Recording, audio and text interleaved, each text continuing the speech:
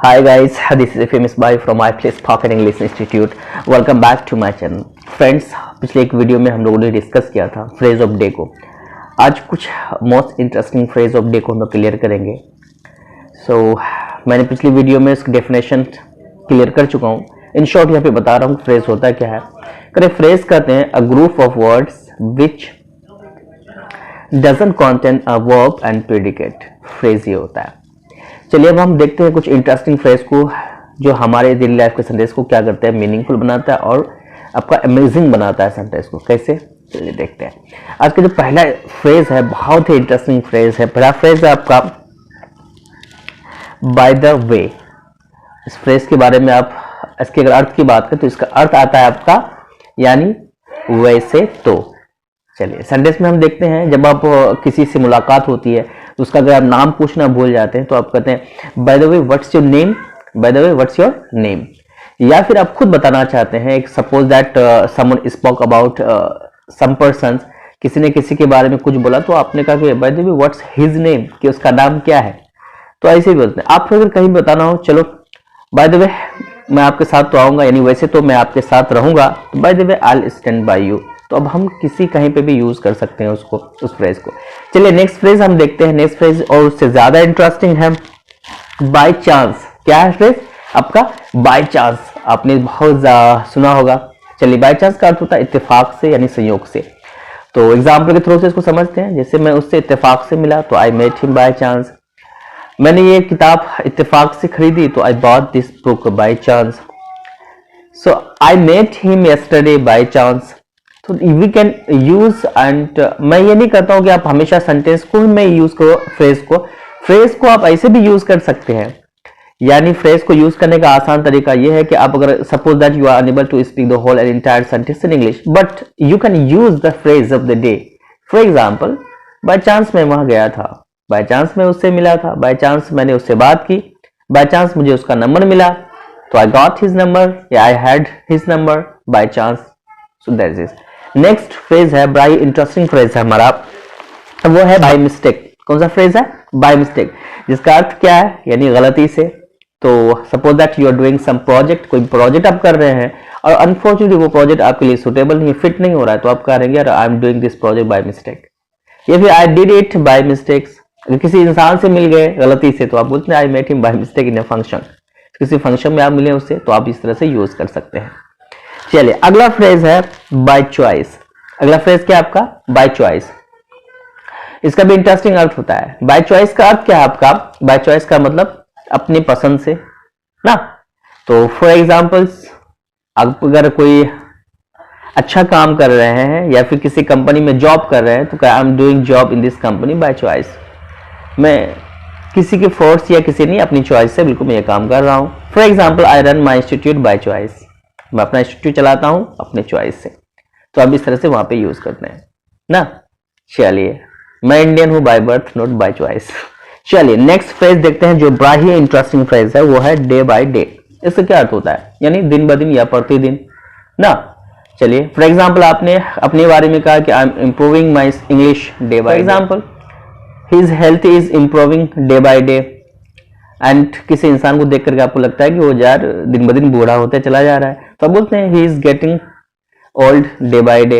इस तरह से. या फिर किसी इंसान के बारे में आप बोलते हैं ना कि यार दिन ब दिन तुम लेट होते चले जा रहे हो, तो you are getting late day by day. या फिर किसी इंसान की तनज़ुली हो जाती है, डाउन्स आ जाते हैं, तो आप बोल सकते हैं कि you are getting down day by day ना. चलिए नेक्स्ट फ्रेज देखते हैं. बड़ा इंटरेस्टिंग फ्रेज है आपका. कौन सा फ्रेज है आपका? इंटरेस्टिंग फ्रेज ये है by the seat of my pants. बहुत ही इंटरेस्टिंग है, जिसका मतलब होता है अपनी ताकत से, अपनी बलबूते पर. क्या? For example, in this time अगर मैं अपनी बात करता हूं तो I run my institute by the seat of my pant. चलिए कोई इंसान अगर क्या बन जाता है तो he became a manager of his company by the seat of his pants, यानी अपनी बलबूते पर. इस तरीके से करते हैं.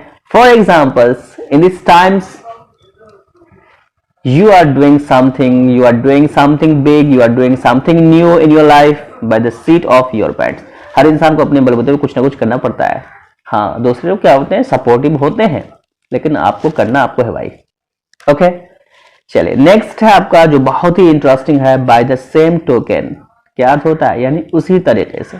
फॉर एग्जाम्पल मैं इसका एग्जाम्पल देता हूँ, बड़ा interesting. If you work hard you will get या you will secure good marks.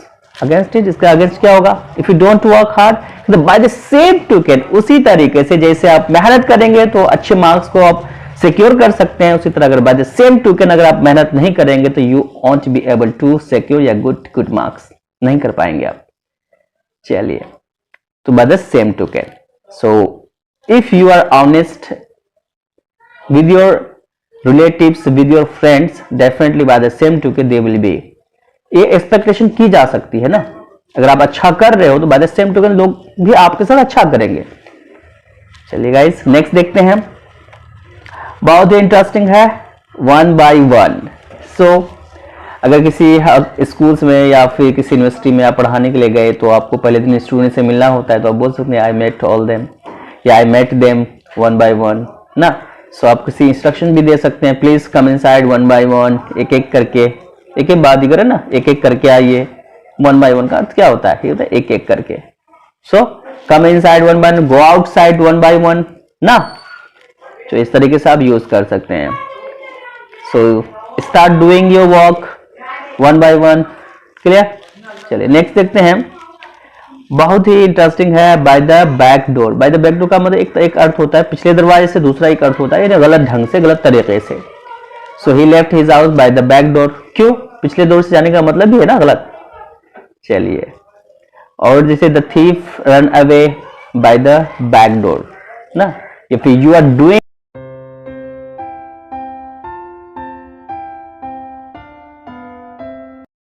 For example that he came out from his house by the back door of back door।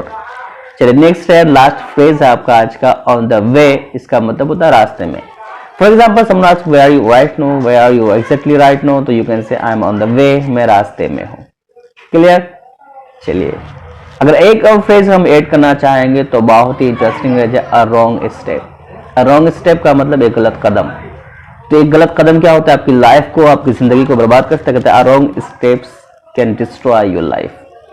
तो हमेशा सोच समझ कर कदम उठाइए guys. These all phrase very interesting. मैं हमेशा बोलता हूँ स्टूडेंट से कि आप अगर no need to speak the entire sentence, whole sentence in English, अगर नहीं बोल पाते हैं या जरूरत भी नहीं है पूरे सेंटेंस बोलने की, लेकिन आप फ्रेज यूज कीजिए, आप बाय द वे यूज कीजिए, बाय चांस यूज कीजिए ना। चलिए गाइस मिलते हैं फिर नेक्स्ट वीडियो में। अगर वीडियो पसंद आई तो लाइक कीजिए, कमेंट कीजिए और सब्सक्राइब करना मत भूलिए। मिलते हैं नेक्स्ट वीडियो में। Have a nice time, all the best for next.